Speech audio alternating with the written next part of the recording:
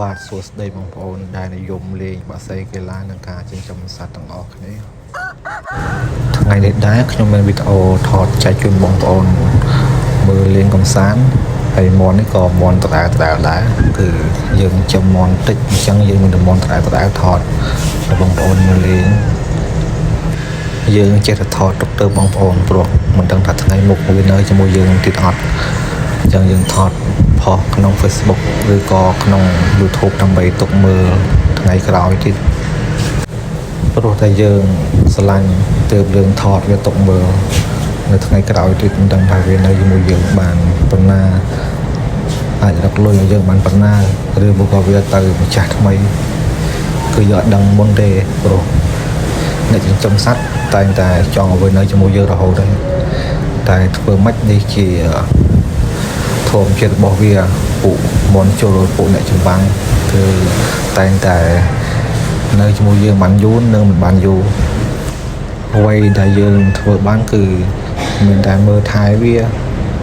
ឲ្យវាមានកម្លាំងនិងបើចំណី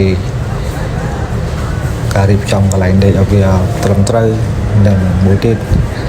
ការថតរូបវាទុកមើលឬក៏ទុកផុសដើម្បីជាអនុស្សាវរីយ៍ការមើលមុនជុលបងប្អូនប្រហែលជាដឹងច្រើនហើយយើងអ្នកលេងមុនជុលយើងថែវាដូចកូនខ្ចីអញ្ចឹងថ្នាក់ថ្នមវាមានទឹកក្តៅទឹកត្រជាក់ថ្នាំកម្លាំងថ្នាំជំនួយគឺមានទាំងអស់ហើយគ្មានអ្នកណាចង់ឲ្យវាចាក់ចេញពីយើងទេតែធ្វើមិនអានេះគឺជាធម្មជាតិរបស់វាហើយវាអាចឈ្នះរកលុយឲ្យយើងថ្លៃទិញចំណីថ្លៃថ្នាំផ្សេងហ្នឹងគឺយើងបានចំណូលពីវាដោយសារការប្រកួតរបស់វាការធន់ផ្លែរបស់វាការប្រយុទ្ធរបស់វាល្អគឺយើងបានចំណូលពីវាបានតែប៉ុណ្្នឹងឯងបើថាឲ្យលើសពីហ្នឹងគឺអត់មានទេមិនខ្ញុំនិយាយអញ្ចឹងថាចំមន់អត់មានចំណូលអានេះសម្រាប់ត្រង់មន់ខ្ញុំ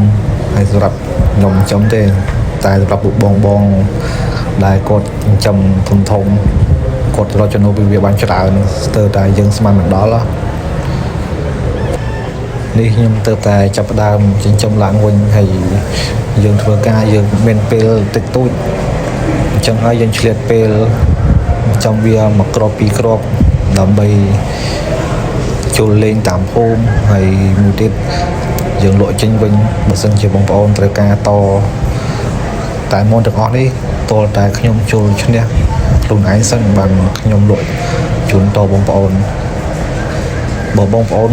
មិនទិញយើងទុកជុលរហូតទាំងបើថាទិញយើងចែកជូនវិញអញ្ចឹងណាអញ្ចឹងអា3គ្រាប់នេះគឺអាមុខគេនឹងគីឡូ29អាកដាលនោះគីឡូ31ហើយចុងគេនោះគីឡូ30អញ្ចឹងត្រៀមលេងខែក្រោយនេះហើយវីដេអូមានតែប៉ុណ្្នឹងសូមបងប្អូនទាំងអស់គ្នាជួយមេត្តាចុចពាក្យជាវឬក៏ Subscribe ឲ្យខ្ញុំដាក់មួយផងដើម្បីទទួលបានវីដេអូថ្មីបន្តទៀតហើយក៏សូមអរគុណបងប្អូនទាំងអស់គ្នា